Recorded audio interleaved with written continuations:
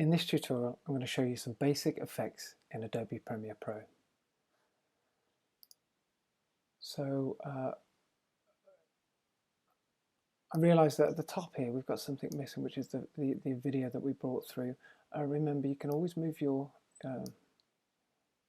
each section around so that you can see each element, okay, including the tools and your project windows. Okay, so what I'd like to do is show you the some of the effects. So if we come across, so we've been working in assembly so far, I'm going to go across and come over into effects. If I double click on effects, you can see that it brings up the effects panel, and there are lots of presets down here that you can experiment with.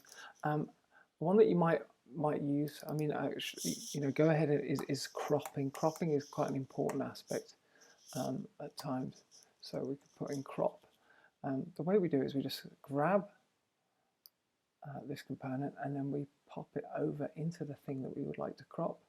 So I'm going to pop it onto this one here, and we can see it brings up the effects controls over here, and we can see that it's got the crop, which is the title of the effect that we're using. And if I just double click on this, I'm going to make this smaller. You'll see that this was from the post, and I'm going to enter. You can see I might just want to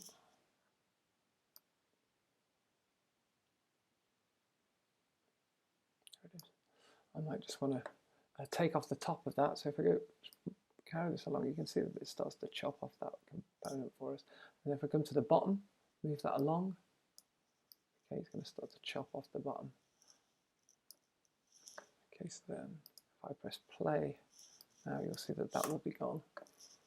Okay, so that's crop. That's using effects. Now another interesting thing that we can do with that is if I double click on the layer that I'm working with, which is this one, I'm going to go back to the effects panel, and you can see that we've got, just like in Photoshop, you've got the blending modes.